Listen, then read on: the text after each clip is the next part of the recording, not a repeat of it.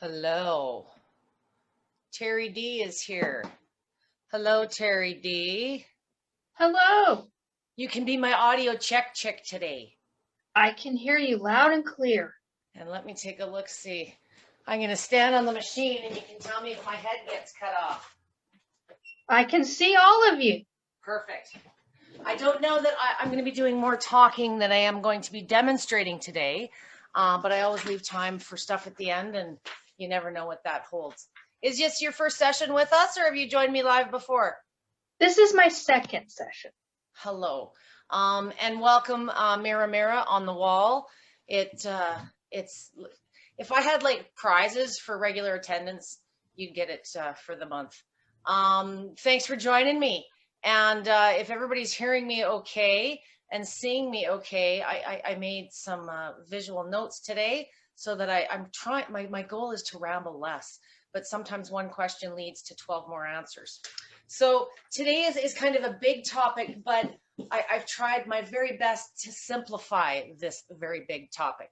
And we've got a lot of newbies every week joining us, and many of you are dealing with pre and post surgery questions. Hang on, my big blackboard is not centered. Okay, so pre and post surgery. You know, a lot of people think vibration machine, plate, you know, that's just an immediate bad thing. And much like you looking for a diagnosis, most doctors are not versed in vibration platforms, let alone their ability to help expedite recovery, you know, get you prepared for surgery. So there's a lot of reasons they should be encompassing and embracing this technology. But, you know, like many things in the medical world, there's so many things. So, you know, this is 100% of my day. So, of course, there isn't an answer I have for any question, or don't have for any question.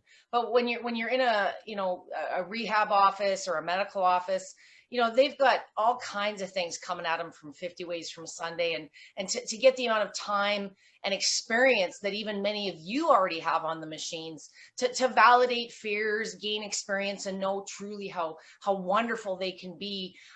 They simply don't have the time unless they're using it themselves personally. Most of the doctors that I've developed relationships or therapists are fans of the technology and have encompassed it into their own lifestyle or their own practice. So, you know, if it's something that's just been purchased or dropped off at an office, 9 times out of 10, the reaction to using a vibration machine pre or post surgery would be absolutely not. And in the case of medical conditions in general, sometimes it's ruled out just because there's a big misunderstanding as to what's actually happening to your body on this machine. So I'm gonna go over a few of my notes. The first part on the pre-surgery use is going to be a little bit longer than the second part, which is the post-recovery use. And then I'll show up my visual aid, and you know, some of you might have light bulbs go off today. So rambling aside, simplicity starts with, why would I want to vibe before surgery? Before surgery, if you are not an active person now, something mentally in our brain goes, oh my gosh, I got to get ready for surgery.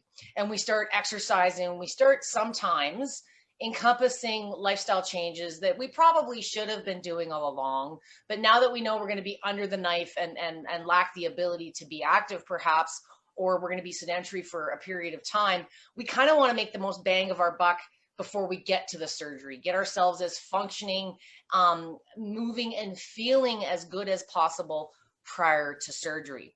So some of the main reasons that we would use this, you know, if you're looking at this before and have never had a personal experience on the machine, looking at something like this to get prepared for surgery, mentally is kind of a different, you know, thought process than if you've been using one all along and it's already part of your lifestyle. You know, you would just keep using it.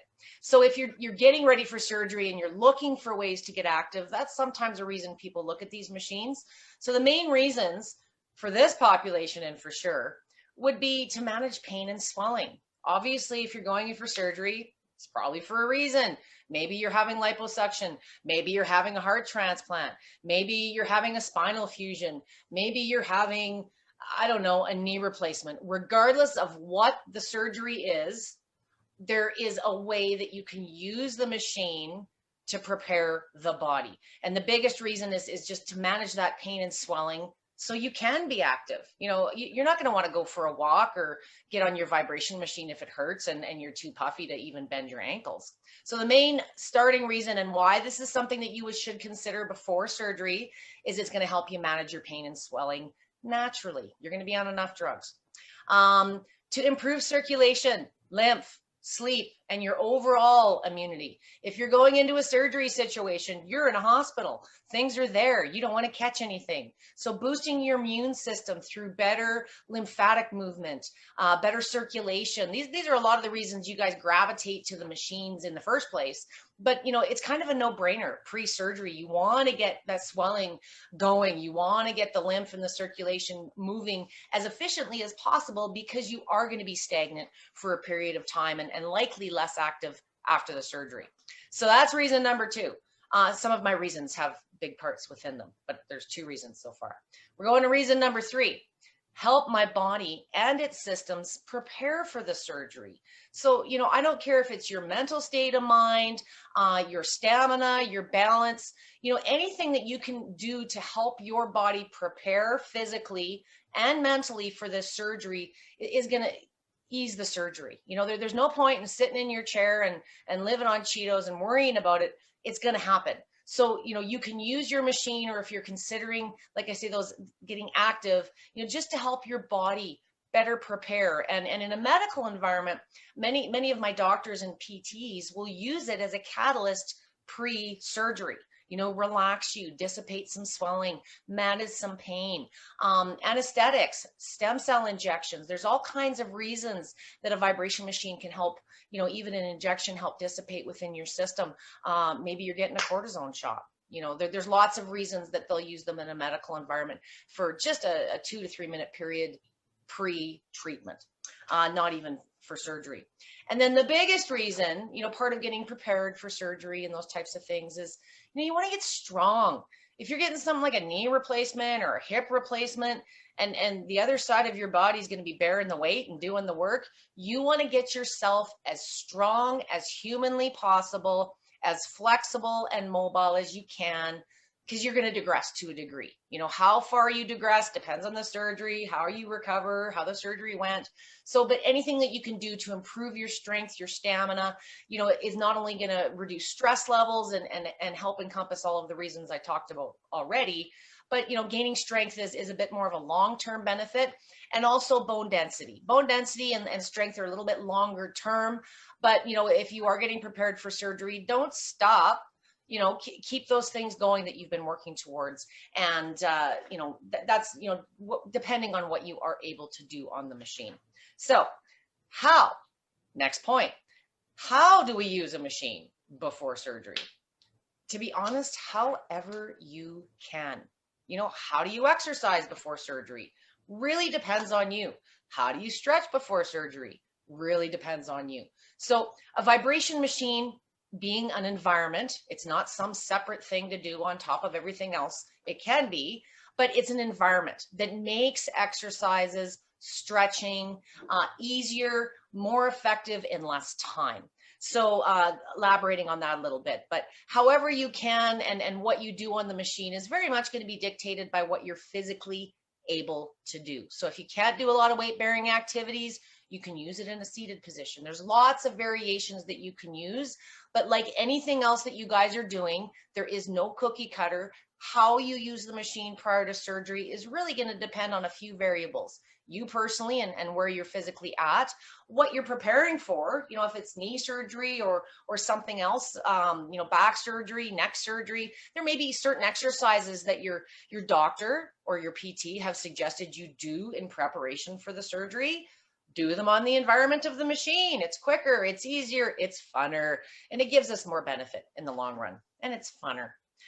Is that a word, funner?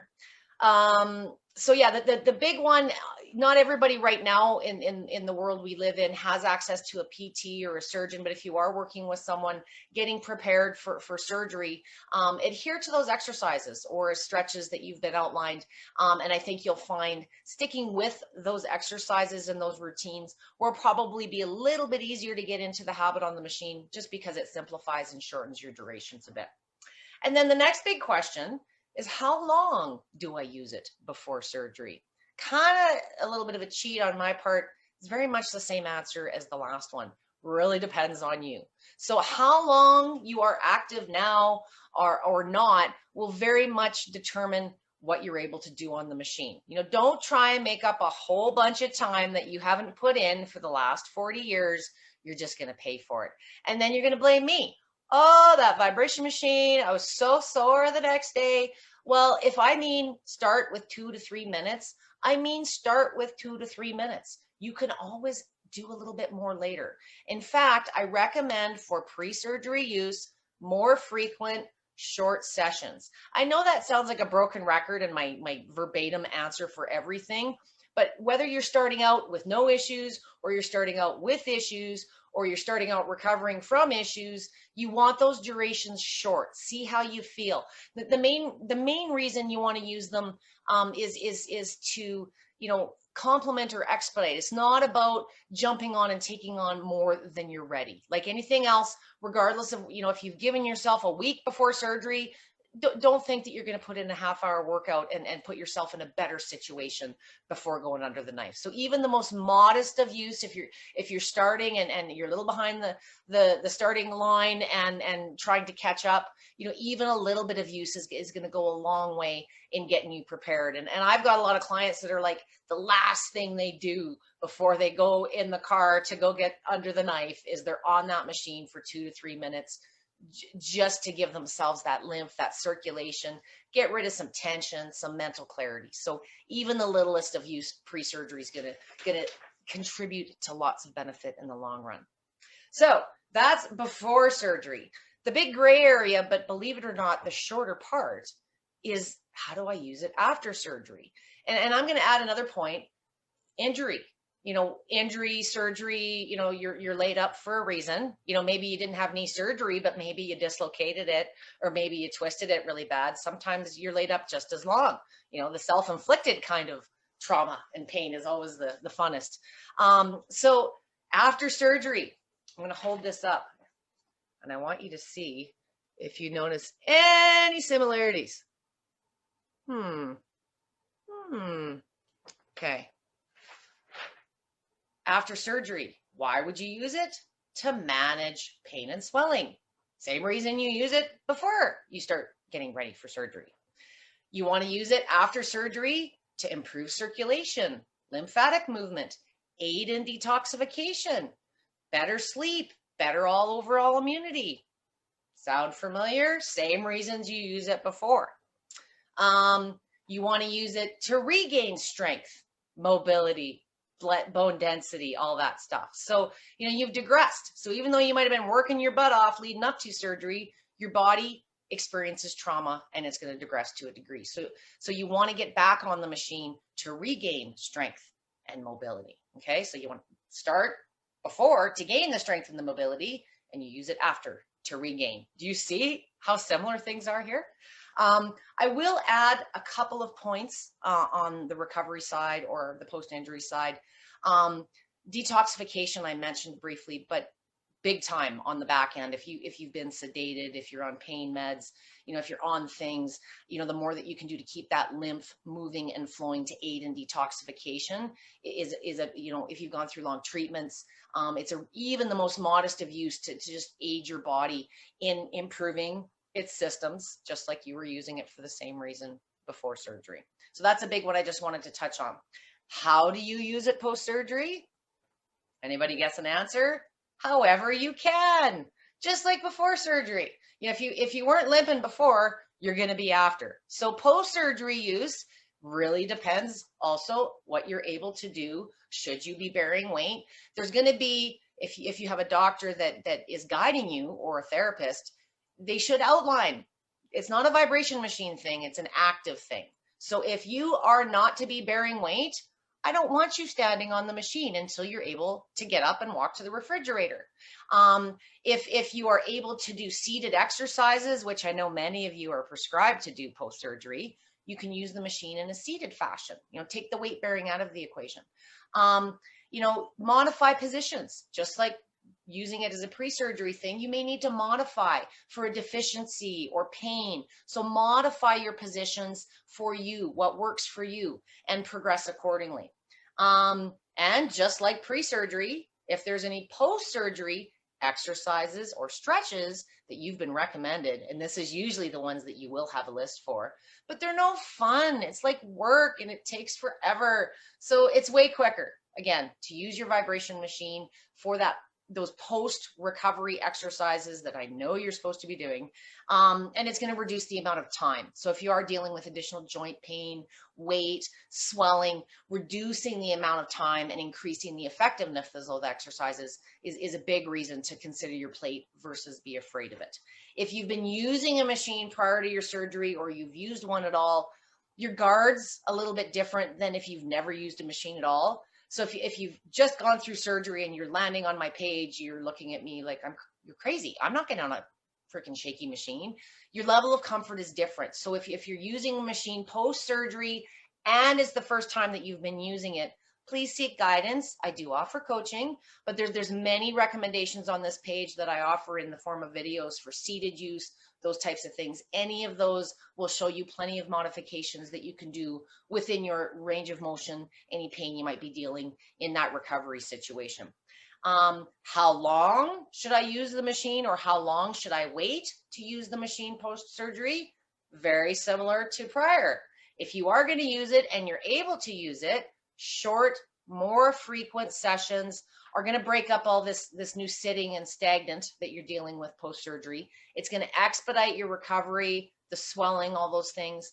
And there is no studies that I can provide you, but in my heart of heart and experience with many clients using the machine, it's breaking up that scar tissue. Scar tissue develops, up to 4, 5, 6 weeks post-surgery. I'm not suggesting anyone lay their calf that they've just, had sliced open 2 days ago on the machine, but there's usually a way that you can modify and use the machine in some fashion. So I'll give you an example.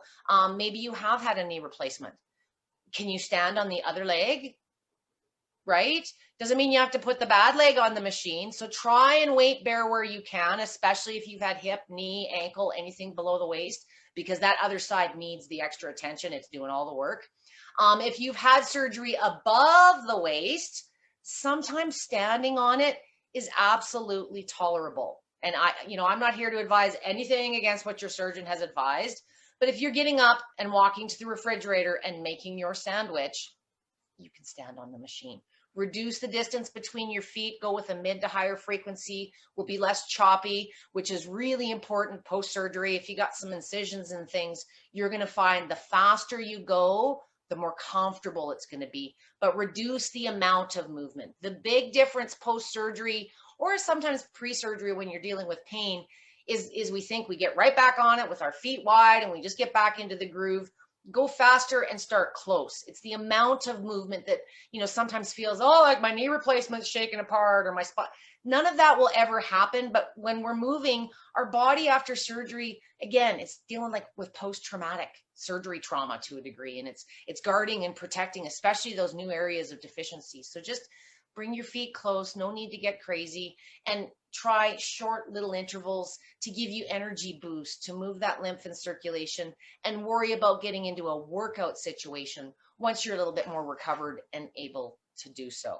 So the big things I wanted to go over here on my little, because I spent some time doing this morning, guys. I don't do typing, and I'll post this up, but why vibe before surgery? Same reason as after surgery. You're going to move and feel better, plain and simple. Okay. How? Depends on you and how you can. Pre-post surgery might be a different you. You might be dealing with the same issues, but put some common sense into it. What you're able to do on the floor, you're likely able to do on the machine. Any recommended exercises by your doctors, by your PTs, any regular exercises you should be doing now. Do it 2 to 3 minutes, before your workout, before surgery, after surgery, just get into the habit. How long? Short, more frequent use, higher frequencies. If you're dealing with major surgery, post a question, ask your doctor if they're not familiar with vibration technology and its huge capacity to increase your recovery time. Do your own homework. Reach out to the page. There's many people here that have used it pre-surgery, post-surgery, and sometimes you just need a little guidance. There's not too many surgeries I haven't dealt with at least 6 times, but everybody's different. I could line up 50 of you that have had a hip replacement, and you're all going to have different surgery, different recovery, different body type, heck, different diets. So, it's not a universal thing, but common sense truly applies. And, at the end of the day, if it doesn't hurt and it feels good, you're probably okay. Just moderate, short use and build from there. Okay. So enough rambling for today. I'm going to open it up to my 2 rock stars that are here today, Miss Mira and Miss Terry. And do you guys have anything specific? Are you in a post or a pre or a post surgery situation that you have questions about? So I am in. Go ahead, Mara. No, I just said no. I don't have any questions because I'm not looking at surgery Okay. anytime soon. Well, and we're all advocates too. So being, Lipedema Awareness Month aside, you have other people in the community that are posting these questions, and, it's never a black or white answer, but, at least there's a resource here to direct them to, or, sometimes it's something, people wouldn't have even considered, and you can say, no, I hope some of what I said today is just logical. I really try to be logical, there's enough science in today's world choking you guys to death. Terry, how about you? Yeah, so I'm post-surgery for lipo debulking full leg. And that was in July. Last year. Yeah. And have you been using a plate or what have you been doing since surgery? I have been using a plate and I just started swimming. Oh, nice. So, yeah, because that swimming is so nice as far as, it's its own natural compression and you feel weightless. It's something to do as well, right? It's social. It's an outing. It's easier to exert, more effort when you don't have your entire body you're fighting against. Yeah. And so I'm also post-surgery for CVI. Okay. And I had radio ablation on both legs. Okay. And so I am 1 week away from my left leg. Oh, so a bit of post-surgery and pre-surgery use, really? Yes, and 3 weeks out of my right leg. So I'm at that point where you say you just do just a little bit on high frequency. What you can, yeah. What kind of machine are you using, Terry? So I have a LifePro, and I'm not sure which version it is at this point. Does it move one way or does it have multi-movements? It has 2 settings. It has the high frequency and the shaker. I don't know what to call that. Now, this is one of those areas that science has not and never will explore because it's natural and, they can't patent it. But to a degree, what's nice about those ulterior movements as opposed to the oscillating is it does give you a little bit of a milder, in some instances, sometimes it's what feels good after surgery, as long as you're moving, that there's benefit that can be gained. But sometimes the oscillating movement, especially if you've got really large thighs, it sometimes can be hard to bring the feet closer to reduce the amount of amplitude or movement, and those other functions might be something to play with. Did you have your machine prior to your last surgery? I did, yes. And did you use it to help get prepared? I really did, yeah. Awesome. So you probably, if anything, can just kind of support more what I'm saying, and I appreciate you. You did this. Probably this was a decision of your own, or was your doctor behind you on this? Oh no, my doctor was 100% against vibration. Okay. He said, don't do anything, but he also said don't do manual lymphatic. Don't do any manual lymphatic. Massage. Did he say why? He doesn't know. So you just made your own decision, right? Yeah, he didn't know. I had to figure out what was wrong with me. I had to figure out that I had lipedema. I had to figure out I had lymphedema. I had to figure out that I had venous insufficiency. And then I went and found a doctor that could help me in Good. whatever way they You're could. the model, girl. Good for you. So I ran across a therapist who is certified in lipedema Okay. and lymphedema, lymphatic discharge. She introduced me to her big honkin' vibration plate. Okay. And I found that even though when I started it was terrifying, because, when you have a lot of jiggling going on, you don't want it to jiggle more because you think, no, that's bad. Yeah. But then you find out when you build up to a lymphatic kind of discharge length of time, Then that you it can realize. really help move your lymphatics and help you move that fluid so you feel better and you have more energy and you can breathe, literally take a breath. And a sigh of relief, I'll say as well. I know I have dealt with so much fear in so many instances over the years with this, and not everybody falls in love with this technology the first try, but if you can stick through I used to say 3 sessions was kind of my magical form. The first session, I talk too much and your body doesn't really know what's going on. Then the second session, you kind of know what to expect, the itchiness, that I already talk a lot. And then by the third session, your body kind of knows what to expect, and you tend to relax a little bit more. There is, you kind of hit the nail on the head, Terry, when regardless of mass, but when we are bigger, we tend to guard and protect, and it's not always the most pleasant or natural feeling experience when you first start. So good for you for sticking with it. And so now I have 2 more procedures on both legs. Yeah. For vein, I have a phlebectomy and a sclerectomy, and they're scheduled for July. Okay. But between now and then, when I'm at a standstill for like that 1 week where they say, don't do anything, but between now and then, I want to start trying to regain some strength. And I know that the shaking movement of the vibration machine can help provide that resistance to your body while you're doing small motions. Like if you do, like your pelvic tilts is a good one. Yeah, the pelvic tilts and the planks. Okay, so she goes, I'm visualizing, my next question was, can you get on the floor, Terry? So if you're able to do planks, and haven't really, I talk about this in my fitness groups, but more can't do planks here than can. And the one thing I'll say about planks, I don't love forearms on the machine. Right.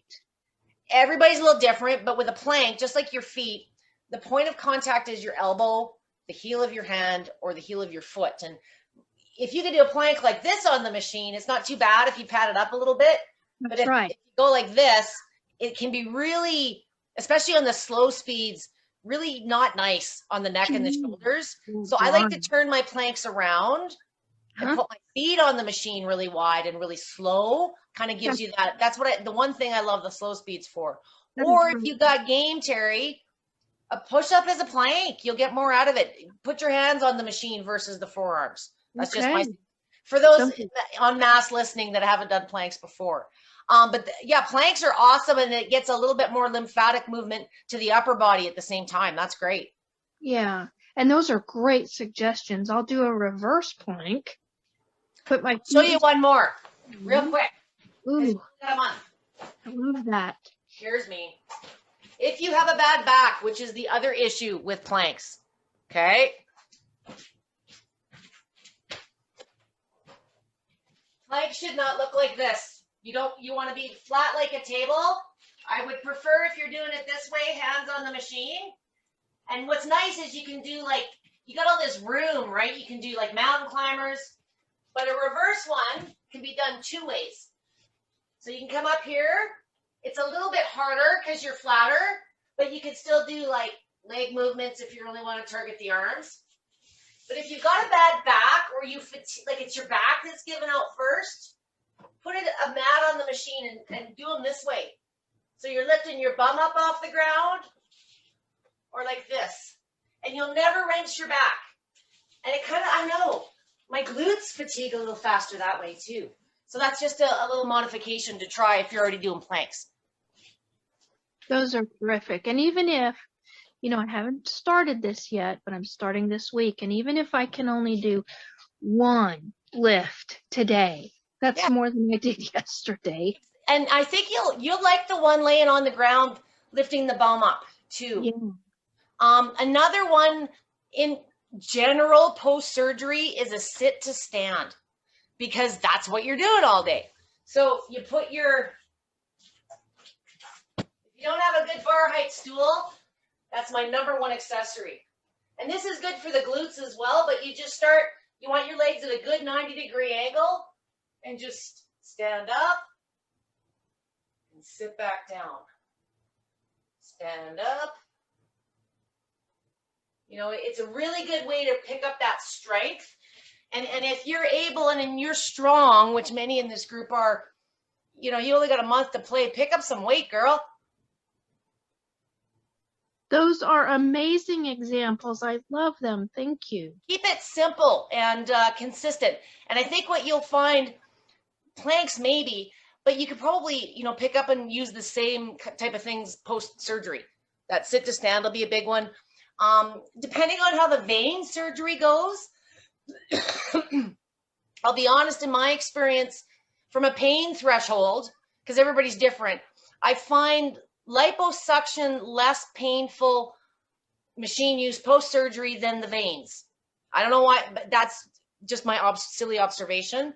But if you do find like the kind of pain that I don't want you using the machine is like the sharp shooting, bones that are dislodged, those type of things aren't good. But if you've had injections or surgery at all to the veins, keep those durations really short, because a lot of circulation, starting out, it's like repairing a garden hose, right? So you want to, just keep your flow minimal to start and see how you feel. And if you feel okay, you should probably know within the course of a day or two what your duration looks like. And try, if you haven't been as well, Terry, try and hit it for a couple minutes before you go to bed. If you're able to get your butt down on the ground and do planks, do some direct massage on the calf if they're not too sensitive. That's a great idea too. To wrap it up. Yes. There's in my video library, and I think I did it as a repeat last week, I show you how to massage everywhere below the waist. And you do, a lot of my ladies don't need to do upper body exercises, because by the time you maneuver yourself around, sometimes for all these massage moves, you're done anyways. So yeah, once you're down on the ground, you can do the calves, the thighs, the butt, anywhere kind of below the belly button. Anything above the waist, everybody has tried everything at one point, including myself. Implants are not nice on the machine. That's about the only thing I'll tell you. I have had women lay them directly on the machine. I don't recommend it, but you're going to do what you want at home.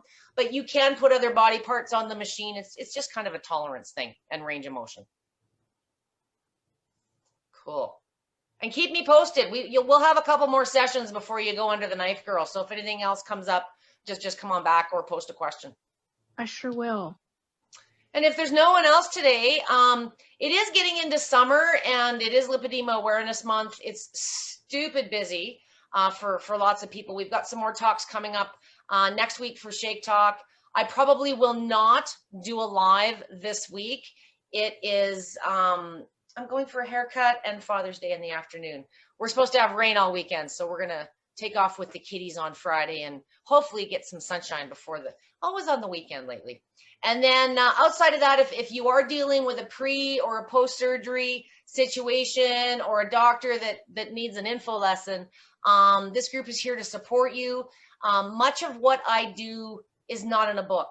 And, long before, somebody used a vibration machine pre or post-surgery, somebody had to be a guinea pig.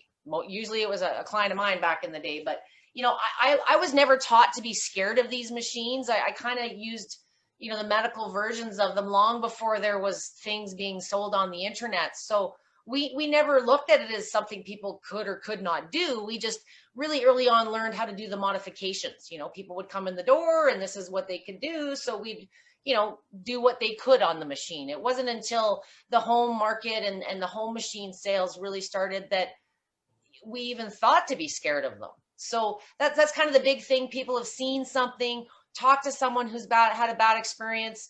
I did have a couple of comments this week.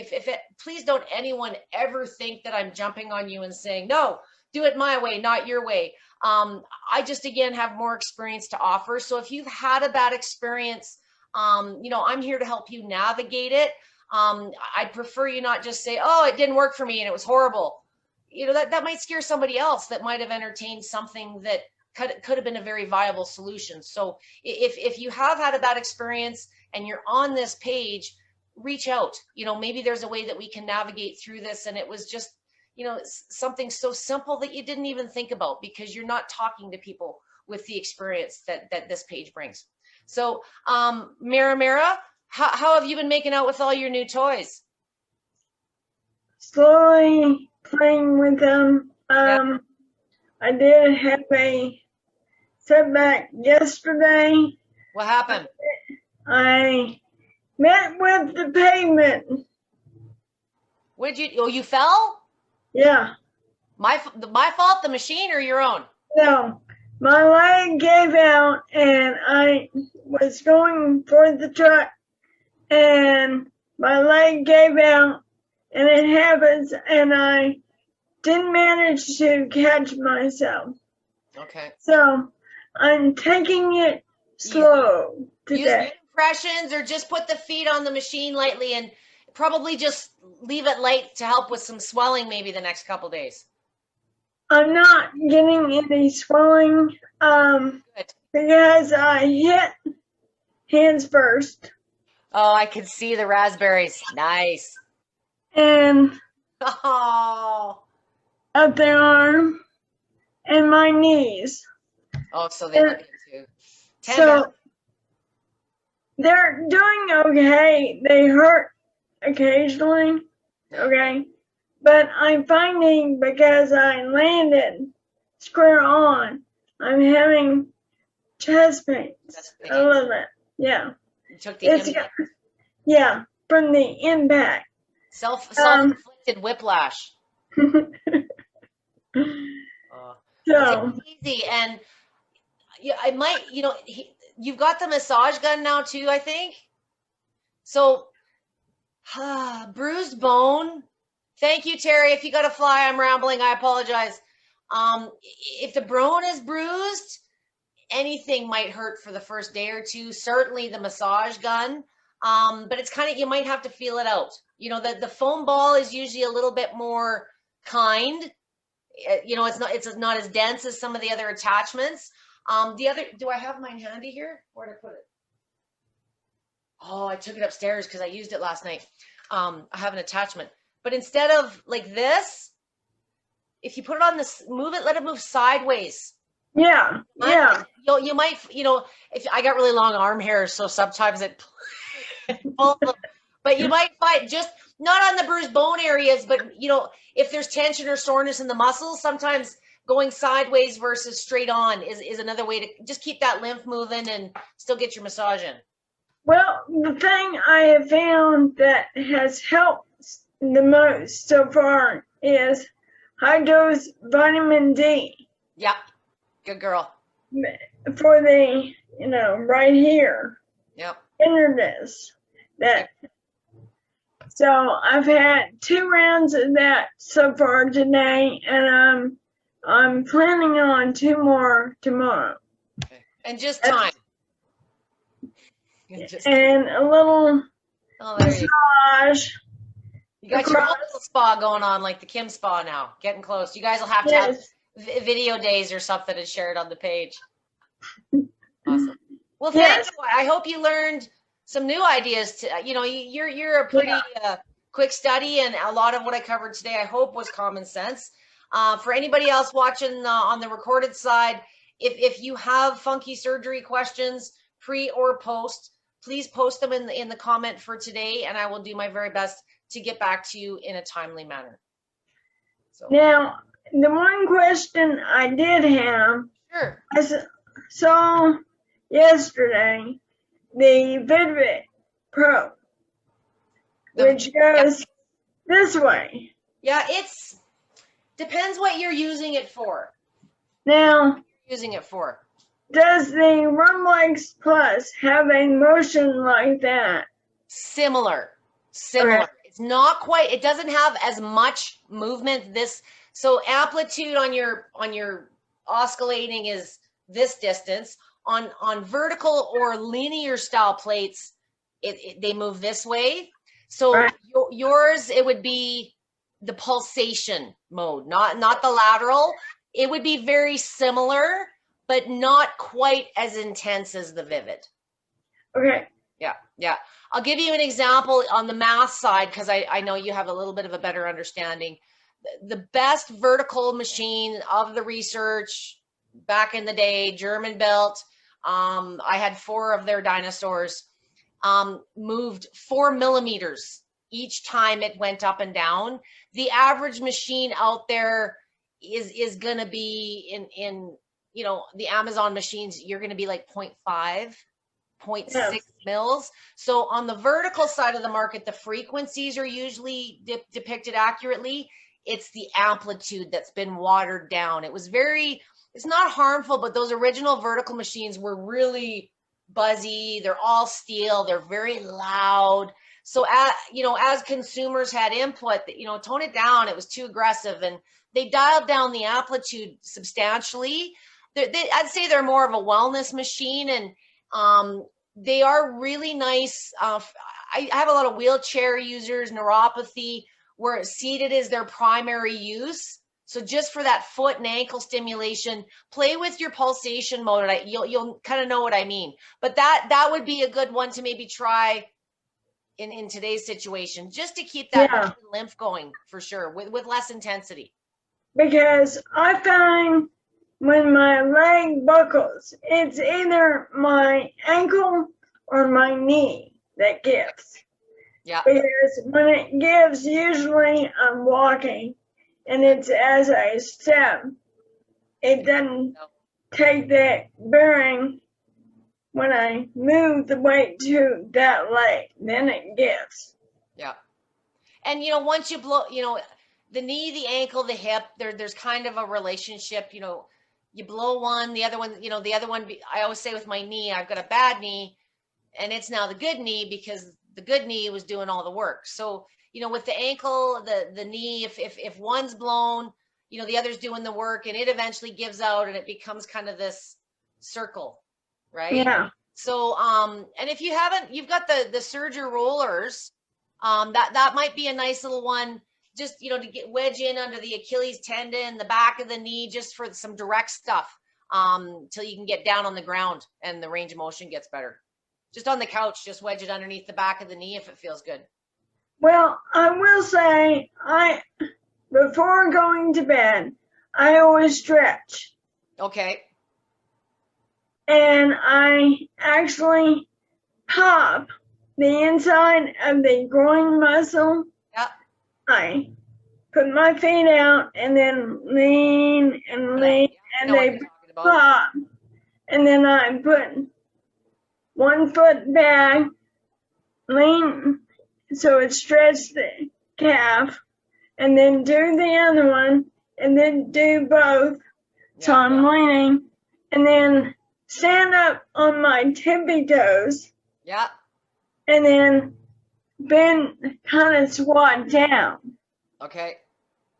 And then I usually go to bed right after that. I have a little quirky, before I got on the machines, I had a little routine for my knee that I touch my toes. I always do my sciatics, and same thing. It's habitual, gets into the head. That's good. So you're sticking with, you just got to take it a little bit easy for the next few days. I've always done that, and I can tell when I do that whether my leg calf muscles are going to cramp. Oh, okay. Because I typically sleep on my stomach, and so my feet are pointing. Gotcha. And that's when they typically cramp, is when they're pointing. They're pointing out all night. Yeah. So you pull the toes and have the stretch. So, yeah. we all know what we're supposed to do, but you know, I used to sleep on my stomach long. I can't now. I don't know. Maybe it's since I've had kids, or I have to lay flat on my back all night long. I can lay on my side for a little while, but my hip gets sore. And then if I lay on this side for a while, I have a bunged up shoulder from probably something I should have got looked at years ago, but never did. So yeah, I could, you know, maybe I'm just getting older, but you know, after about 6, 7 hours, my hips, I'm up, I'm done. I'm not a big sleeper. Never have been. Never have been. Probably catch up with me. Last night I slept sitting up, propped up, because I was sore, Or you know, and I didn't want to lay on my stomach and then stiffen yeah, so much that I couldn't get up. you'd pay for it for sure. Yeah. Well, and the knees and all the raspberries, you would have felt that every time you moved anyway. No. I have a wool mattress topper, Nice. 2.5, so it's soft but Soft. firm. Nice. So Thank you for being so consistent. I've actually got another meeting I'm going to scooch off to here, so I'm going yeah, to. I have one Perfect. shortly as well. Another lymphedema roundtable. Awesome. Yeah, they're Wednesday nights, and I always forget the one day of the month when it's on. So you enjoy that. Say hello for me, and I'll see you again probably next Wednesday. Okay. Thanks, Mira. Take it easy. All right. And Bye. take it slow. Yes. Thanks, Eddie.